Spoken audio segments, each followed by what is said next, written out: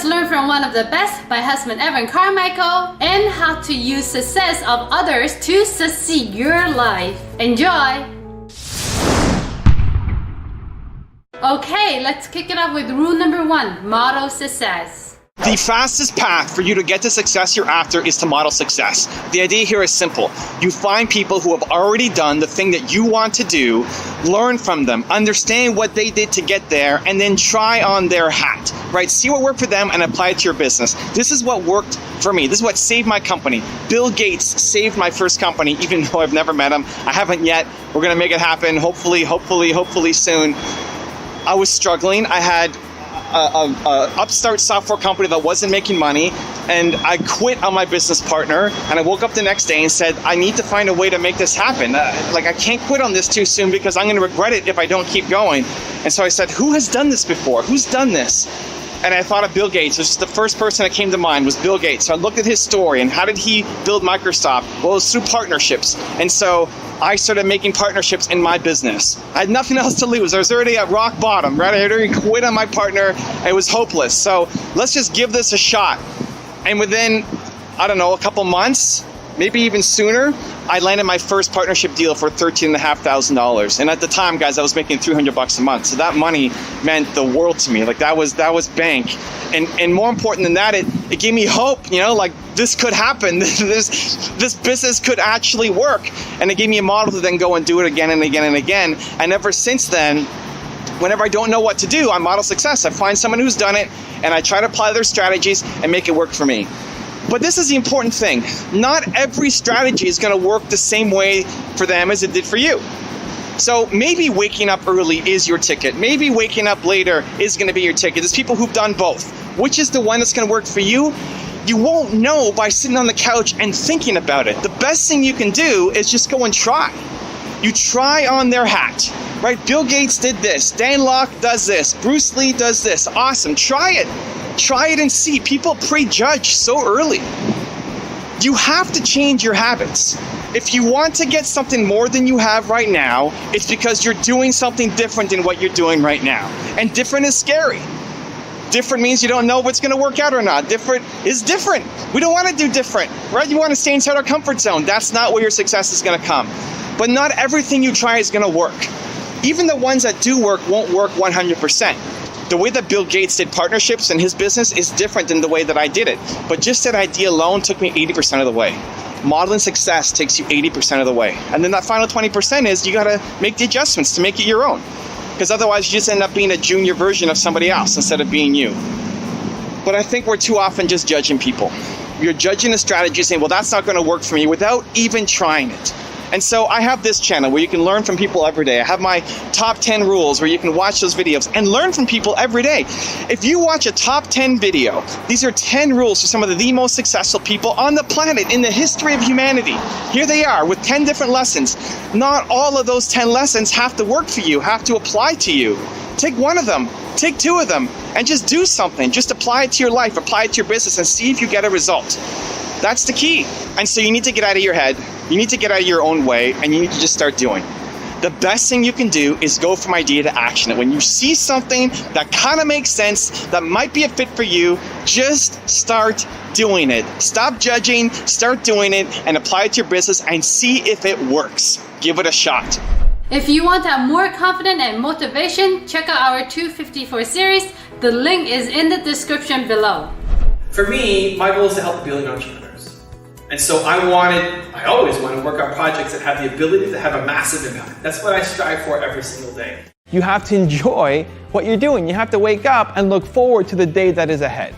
If you're doing work that you love, you're more likely to follow through. You're more likely to do it because it doesn't feel like work, because you love doing it. Rule number 2, learn. Reading should not be your priority. Learning should be your priority. There used to be only a small number of ways to learn. It used to only be reading or maybe going to lectures and learning from people, but reading was one of the fastest ways to learn because you could take somebody's life and in one book condense the whole thing, all of the lessons, and here you go, chance to learn.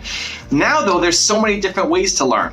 There's podcasts, there's videos. And so you need to understand what is the best way that you learn. Reading does not have to be in your top priority, but learning has to be. The difference between where you are today and where you will be in 5 years, that growth will be in direct relation to how much you learn, how much you feed this brain right here with knowledge that shifts the way you think, but it doesn't have to come from reading. So looking at my story as an example, I used to read all the time. Growing up, I used to read. I'm 39 now, so I used to read a lot. Growing up, it was the only way to learn. And the idea of being able to look at any famous entrepreneur and look at their story and how they got started, that was a lot of knowledge. That allows you to step into somebody's world, right? If you don't like your environment, you don't like the people around you, you don't want to become your parents or the people in your community, you want something better, you want something bigger, then you need to start to surround yourself with those people. And reading is a great way to step into their world. And so I used to read every single week. Not quite every day, but almost. I was reading a lot. I was voracious.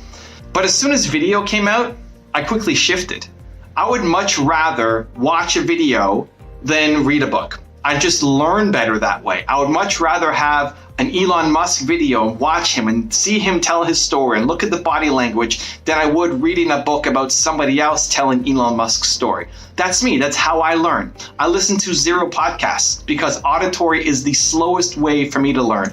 If it was the only way, if the only way to learn was to listen to podcasts, and I would be all over it and I would force myself to do it because I love learning. But because there's so many different options and I love video first, I default to learning through video like this. Videos like this on my multiple channels. And so video is by far number 1 for me, and I consume video pretty much every single day of my life.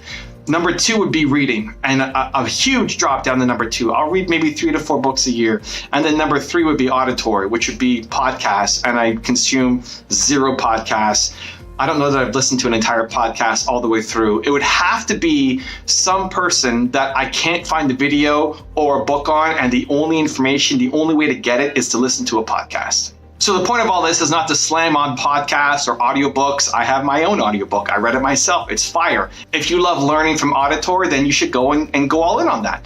The point is to prioritize learning. You need to have learning as a regular part of your life. If you do not learn consistently, then you will end up in the same spot you are, right? You will be in the same spot you are in 5 years if you do not learn.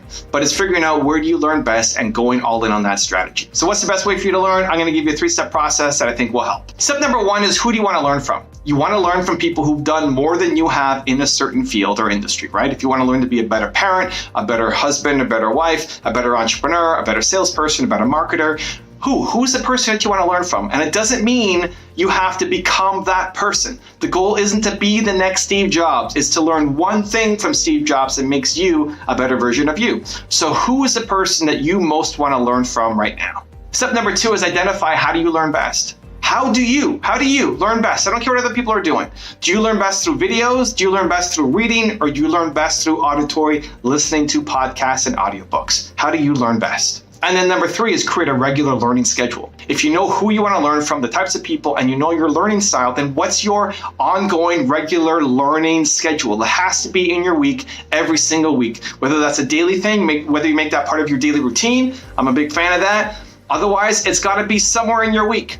You will never learn the material that you want to learn. You will never be able to emulate and model somebody else's success to turn you into the best version of yourself if you don't have that as a part of your regular week, right? Your actions need to map to your ambitions. What's in your calendar has to map to you accomplishing the goals that you want. If you just have goals, if you just want to learn, you want to become that person, but it's not in your schedule anywhere, you're never going to become it. Now I've got a very special bonus clip on alter your environment that I think you're gonna enjoy. But before that, it's time for the question of the day. Who's the person that you want to model success today? Leave in the comment below. And if you made it this far in the video and you promise to take action after watching. We don't just watch video, we do something. I want to celebrate you. Give me a hashtag believe in the comment below.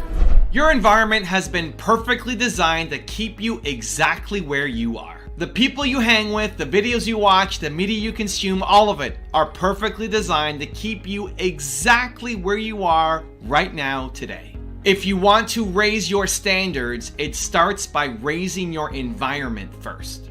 So a friend of mine and friend of the channel, Mark Drager from Fanta, gave me a really warm message yesterday, and he thanked me for helping start the process for him to turn from being a pessimist to an optimist, from being somebody who was always worried and negative to somebody who's having more energy, who's seeing the light, who's becoming more optimistic, who still has a road to go, but is so far further along than where he was before.